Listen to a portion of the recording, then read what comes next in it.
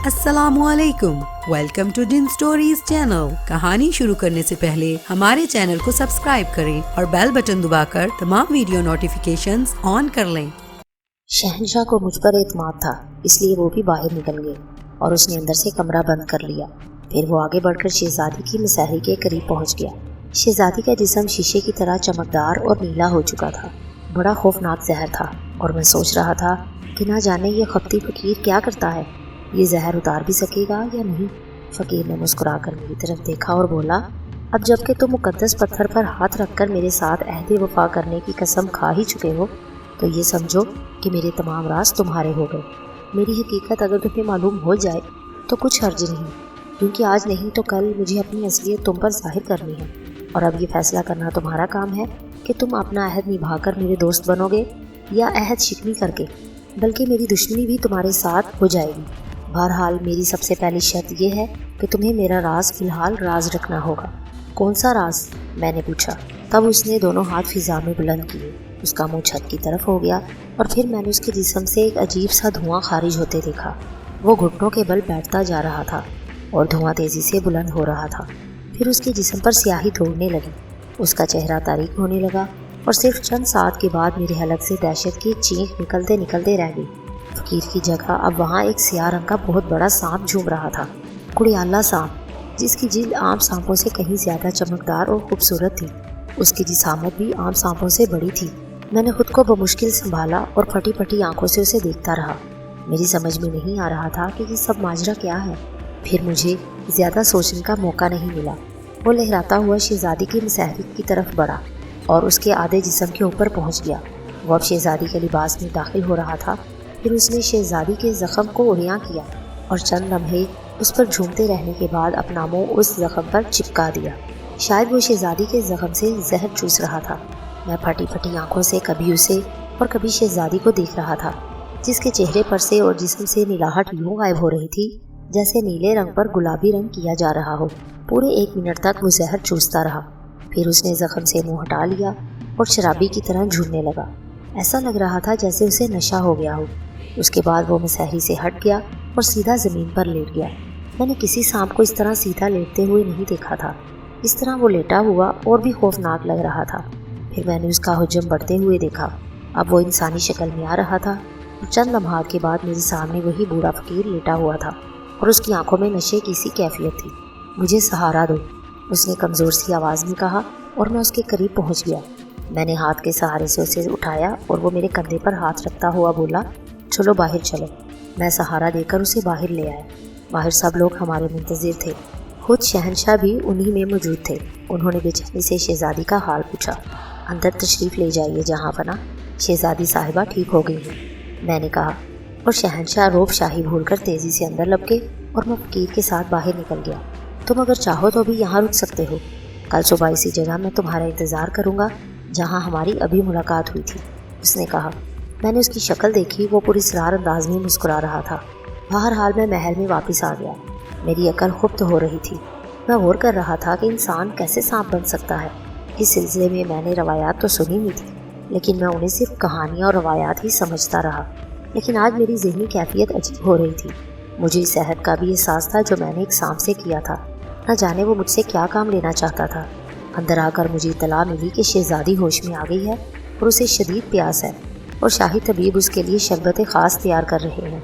फिर शहनशाह ने मुझे एक बार और अपनी खलवत ख़ास में बुलाकर मेरी इज़्ज़त अफजाई की। उन्होंने शहजादी की ज़िंदगी बचाने पर मेरा शुक्रिया अदा किया और कहा कि अब मैं उनकी इज़्ज़त बचा लूँ और फ़ौरन ये मुल्क छोड़ दूँ। जिस पर मैंने कहा, मैं जहाँ पनाह के हुक्म की तामील के लिए तैयार हूँ, लेकिन थोड़ी सी मोहलत मुझे दरकार है।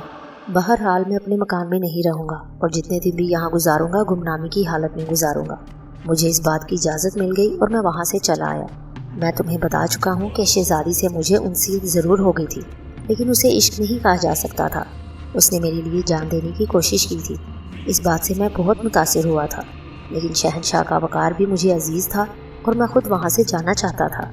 लेकिन उसके साथ ही मुझे अपने अहद का एहसास भी था। मैं सांप की ख्वाहिश को पूरा करना चाहता था। दूसरे दिन सुबह को मैं पुराने महल की तरफ चल पड़ा। मेरे जिस्म पर सादा लिबास था ताकि लोग मेरी तरफ मतवज्जा न हो सके। थोड़ी देर के बाद मैं उस खंडरनुमा महल में दाखिल होकर उस जगह पहुंच गया जहां पहली बार मैंने उस फकीर को देखा था। میرے پہنچنے کے چند منٹ بعد وہ اسی ستون کے پیچھے سے برآمد ہوا اور مجھے دیکھ کر مسکرانے لگا۔ بیٹھو دوست، مجھے افسوس ہے کہ میں تمہارے لیے پرتکلف کرسی مہیا نہیں کر سکتا، نہ ہی تمہیں اپنی رہائش گاہ میں لے جا سکتا ہوں، کیونکہ وہاں تم داخل بھی نہ ہو سکو گے۔ اس نے ایک پتھر کی طرف اشارہ کر کے کہا اور میں اس پتھر پر بیٹھ گیا۔ شہزادی تو ٹھیک ہے نا؟ ہاں، وہ ہوش میں آ گئی تھی۔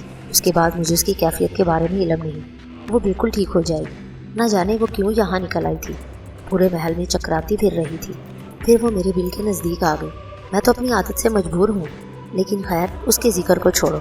ہاں، کیا تم اپنے اس عہد پر قائم ہو؟ کیا تم مجھے عہد شکن سمجھتے ہو؟ کیا تم میری شرط سے ناراض ہو؟ نہیں، ابھی تو مجھے تمہاری شرط ہی معلوم نہیں، میں نے کہا۔ تب سب سے پہلے تم میری دوستی کو قبول کرو۔ دوستوں کی حیثیت سے ہم ایک دوسرے کے زیادہ قریب آ سکتے ہیں۔ میں پہلے تمہاری وہ شرط معلوم کرنا چاہتا ہوں۔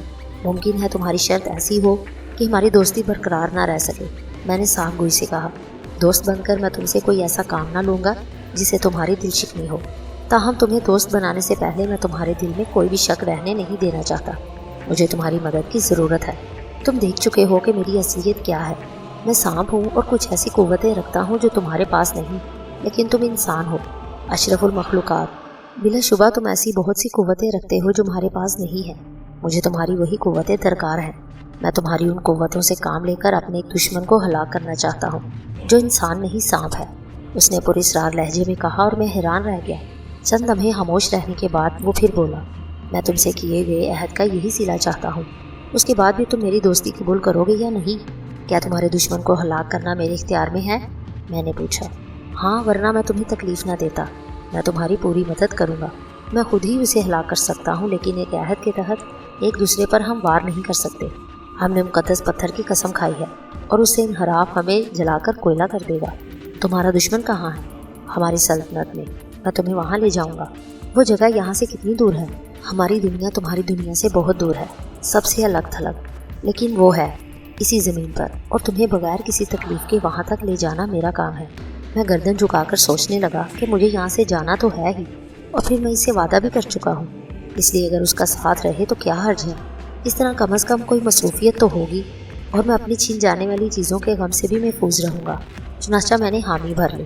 کیا اب بھی میں تمہاری دوستی کے قابل نہیں ہوں؟ اس نے پوچھا۔ نہیں، اب ہم دوست ہیں، میں نے کہا اور اس کی طرف ہاتھ بڑھا دیا۔ اس نے محبت سے میرا ہاتھ اپنے ہاتھ میں تھام لیا۔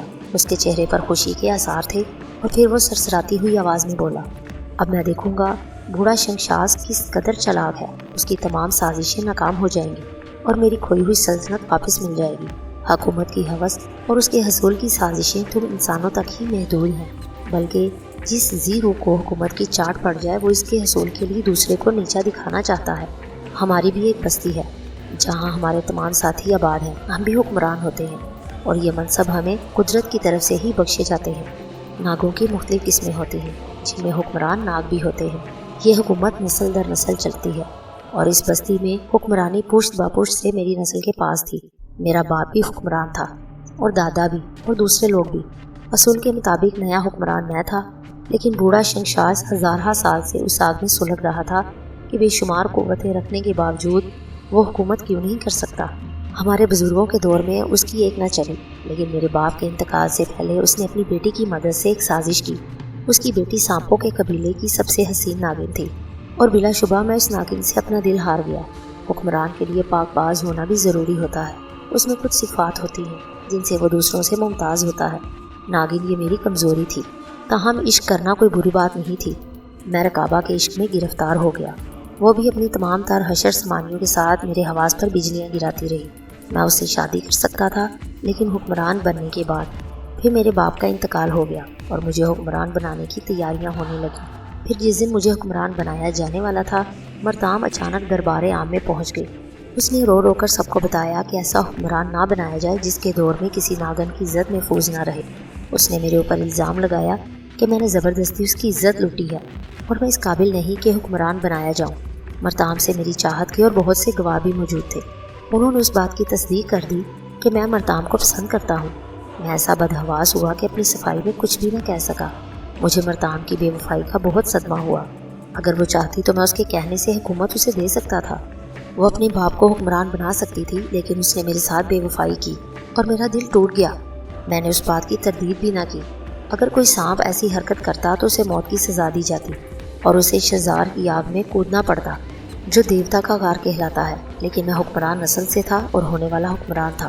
اس نے میرے ساتھ یہ رعایت کی گئی کہ مجھے اس بستی سے نکال دیا گیا، اور پھر میرے نکلنے کے بعد کون تھا جو حکومت کا طلبگار ہوتا سوائے شنگشاش کے؟ لوگوں نے اسے حکمران بنایا اور میں دل شکستہ ہو کر در بدر پھرنے لگا۔ مجھے مرتام کی بے وفائی کا صدمہ تھا۔ میں نے وہ بستی چھوڑ دی اور نہ جانے کہاں کہاں مارا پھرتا رہا۔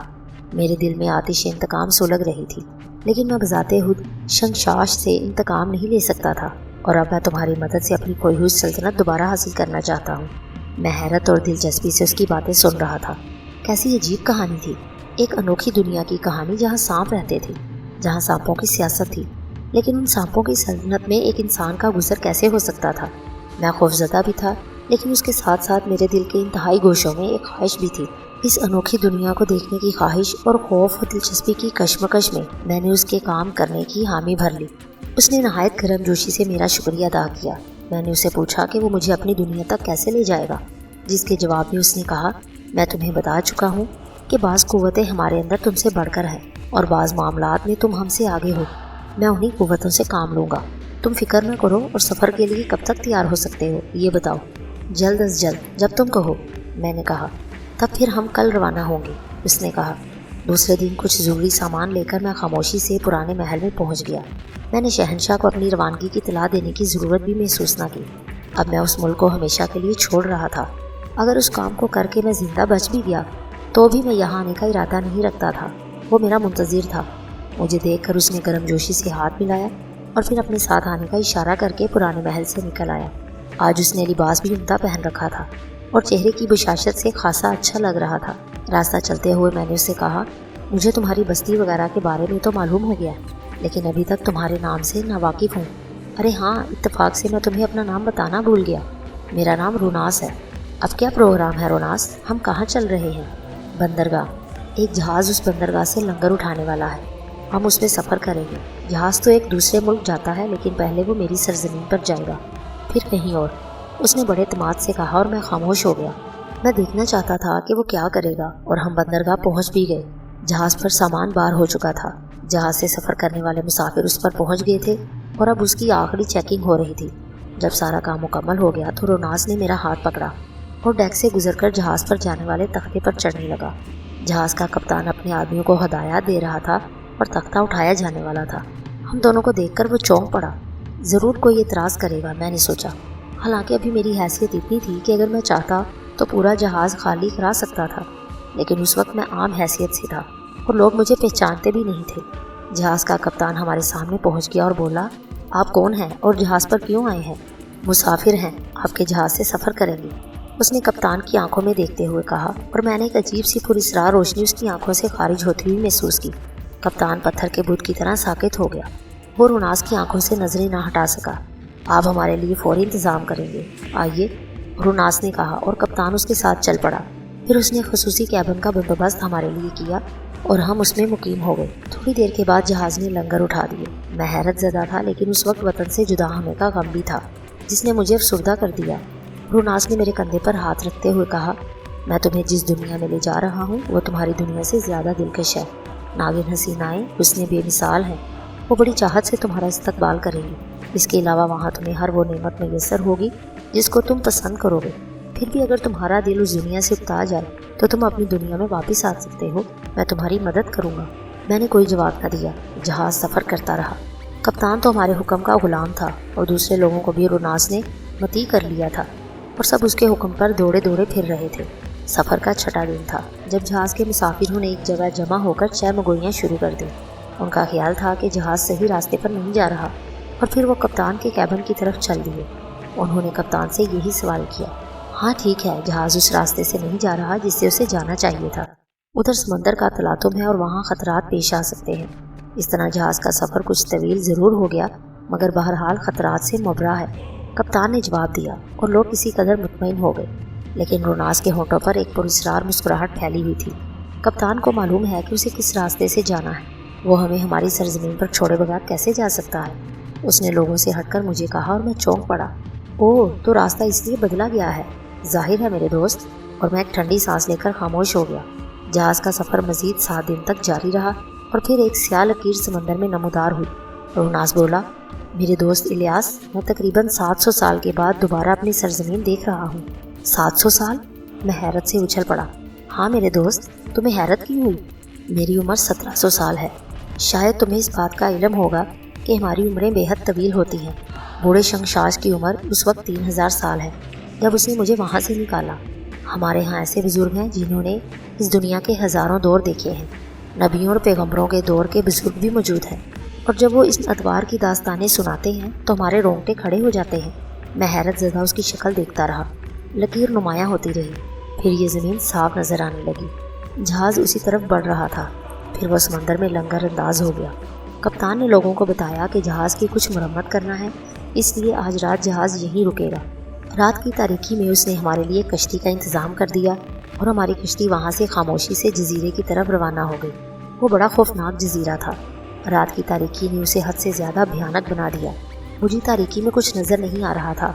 चलते हुए कई बार ठोकर लगी तो रुनास ने मुझे कहा, मेरा ख्याल है तुम्हें तारीकी में चलने से दिक्कत हो रही है, इसलिए रात आराम करने के बाद सुबह आगे बढ़ेंगे। हम वहीं एक चट्टान पर सो गए। सुबह मेरी आँख खुली तो मुझे कुछ सरसराहटें सुनाई दी। मैं चौंक पड़ा। मैंने इर्द गिर्द नज़र दौड़ाई तो मेरा जिस्म पसीने से शराबूर हो गया। हमसे कुछ फासले पर बेशुमार सांप अपने जोड़े फन फैलाए घेरा डाले हुए थे। मैंने हिम्मत करके सोए हुए रोनास को जगाया।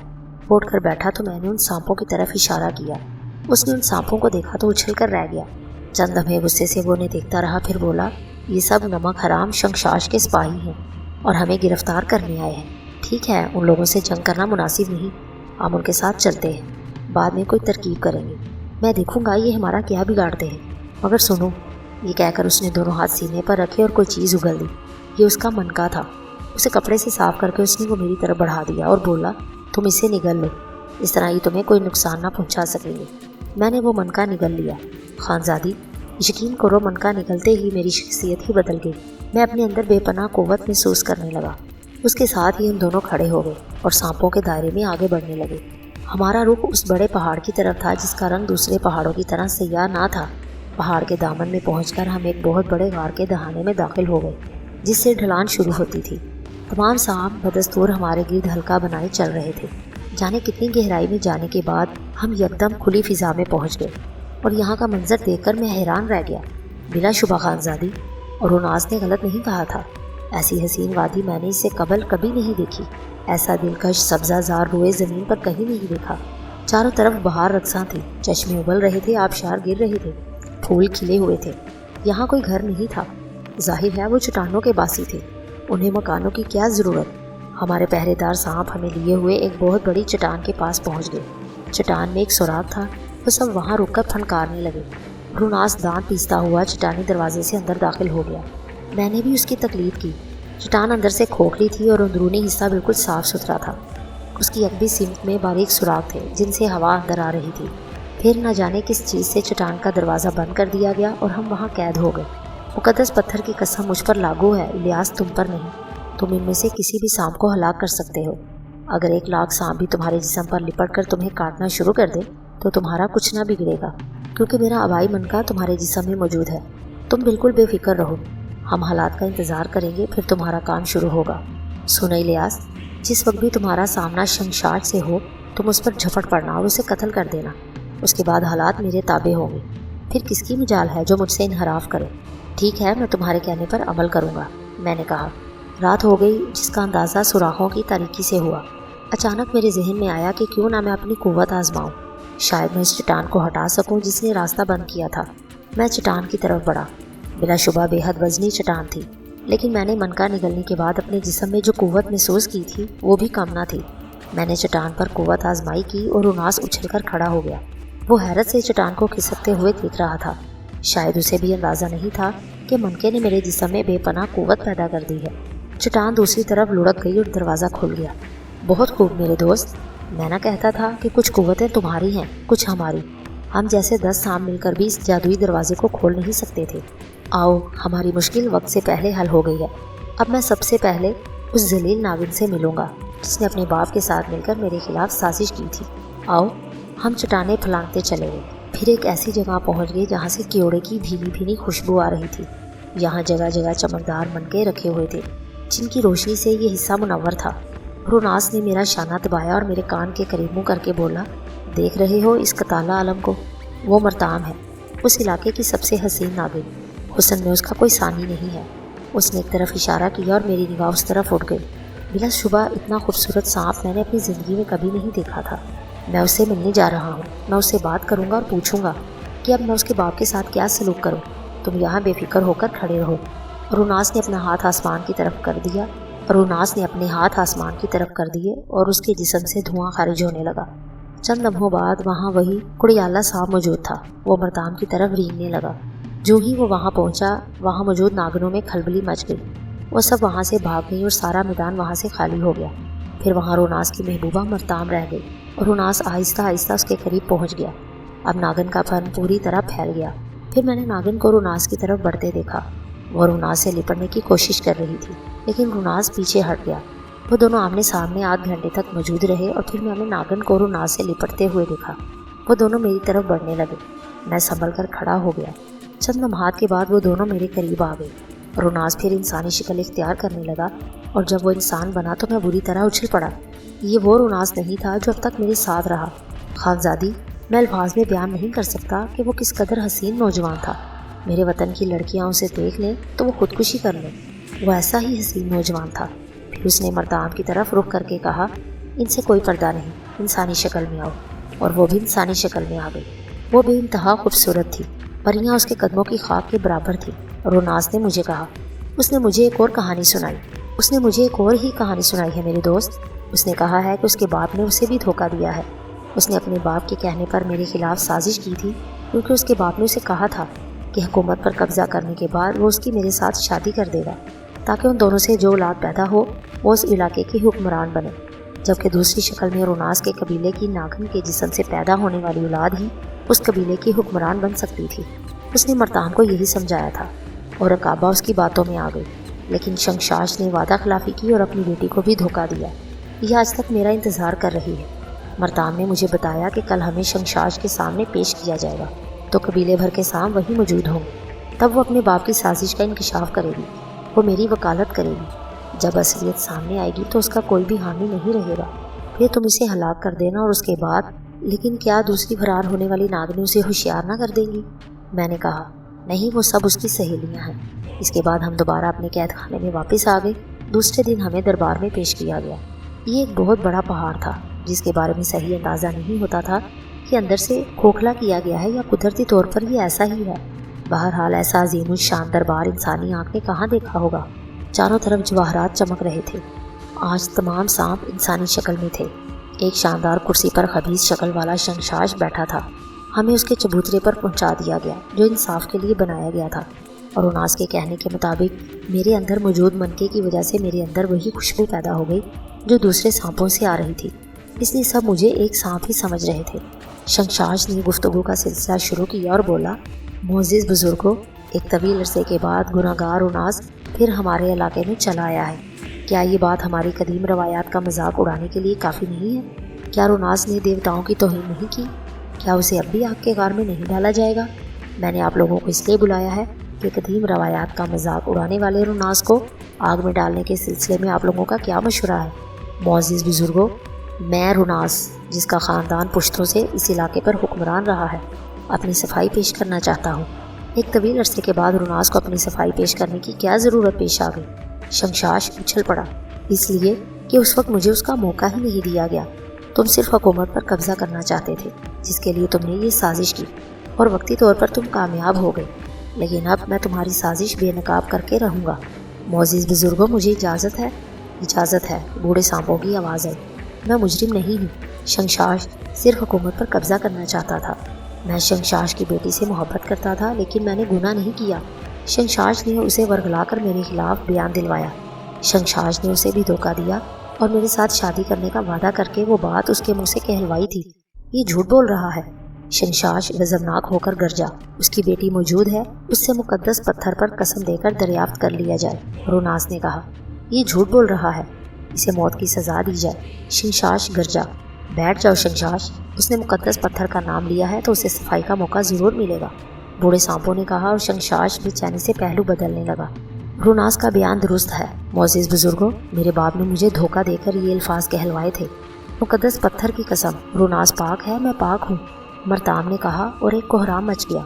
तमाम सांप शोर मचाने लगे। मैं हुक्मरान हूँ, मुझे कोई हाथ भी नहीं लगा सकता। कौन है जो मुझे नुकसान पहुँचाकर आग से बच सकता है? इसे गिरफ्तार कर लो, उसे आग के गार में डाल दिया जाए। खबरदार, किसी ने मुझे हाथ लगाया तो फना कर दूंगा, कोई आगे ना आए। शंशाश ने तलवार निकाली और तमाम सांप पीछे हट गए। उसी वक्त रोनास ने मेरे करीब खड़े सांप के न्याम से तलवार निकाली और मेरी तरफ बढ़ाकर बोला, अपना फ़र्ज़ अदा करो मेरे दोस्त। मैं तलवार लेकर आगे बढ़ा। मेरे जिस्म में चिंगारियाँ दौड़ रही थी और मैं भूखे शेर की तरह शंशाश को देख रहा था। ये गुनाह होगा, कोई सांप को हलाक नहीं कर सकता। इससे तबाही नाजिल होगी और सांपों की बस्ती तबाह हो जाएगी। बूढ़े सांपों ने खौफज़दा होकर कहा, मेरा दोस्त सांप नहीं है। और रोनास की बात सुनकर शंशाश फिर उछल पड़ा। अगर ये बात है तो फिर मैं अभी उसे निमट लूँगा। ये कहकर वो मेरे मुकाबले में आ गया। तलवार मेरा खिलौना थी, मैं आसानी से उसे खेलता रहा। फिर मैंने फैसला कुन वार करके उसका सर तन से जुदा कर दिया। दूसरे लम्हे वो सांप की शक्ल में बदल गया। उसका फन एक तरफ पड़ा था और बाकी जिस्म दूसरी तरफ। और रोनास दौड़कर मुझसे लिपट गया और फिर नौजवान सांपों ने मुझे और रोनास को कंधों पर उठा लिया। हुकूमत बदल गई और रोनास ने मरताम से शादी कर ली। उसने मेरी खातिर मदारत की इंतहा कर दी। हसीन नागिनें दिन रात मेरी खिदमत करती। मुझे उनमें से एक नागिन पसंद आ गई और मैंने उससे शादी कर ली। मुझे इल्म नहीं खानजादी कि मैंने वहाँ कितना वक्त गुजारा। अजीब ही दुनिया थी। फिर मेरी बीवी मर गई। न जाने क्यों मेरा दिल वहाँ से उचाट हो गया। हालांकि एक से बढ़कर एक हसीन नागिन मेरी खिदमत के लिए मौजूद थी, लेकिन अब मैं अपनी दुनिया देखना चाहता था। बड़े गम के साथ रोनास ने मुझे रुखसत किया। मैंने उसे उसका मनका वापस देना चाहा, लेकिन उसने वो मुझे तोहफे में दे दिया। बेशुमार हीरे जवाहरात लेकर मैं वहाँ से चला आया। जब मैं अपनी दुनिया में वापस आया तो ये दुनिया बदल चुकी थी। न जाने क्या से क्या हो गया था। उन हुकूमतों का नामो निशान भी मिट चुका था जिन्हें मैं छोड़कर गया था। लोगों का कहना था कि उन हुकूमतों को तो 200 साल हो चुके हैं, अब तो नया दौर है। यकीन करो खानजादी, मैं बमुश्किल खुद को इस नए दौर में जम कर सका हूँ। मेरी उम्र 200 साल से भी ज़्यादा है। एक शाम जब मैंने मन का उगला तो मुझे एहसास हुआ कि मेरी उम्र इस दुनिया के लिहाज से कितनी है। जब तक ये मन का मेरे सीने में है मैं जवान रहूँगा, और जब मुझे मौत की ख्वाहिश होगी तो इसे निकाल कर फेंक दूंगा और बुढ़ापे की मौत मर जाऊँगा। इसलिए मेरी बच्ची, मैं तुम्हारे दादा के दादा की उम्र से भी बड़ा हूँ। मैं तुम्हें बेटी की तरह प्यार कर सकता हूँ। अपनी ज़ाहरी हालत से फ़ायदा उठाकर तुम्हें धोखा नहीं दे सकता। कमरे में एक जहरीला सन्नाटा छाया हुआ था जिसमें उनके सांसों की मध्यम मध्यम आवाज़ें इर्ताश पैदा कर रही थी।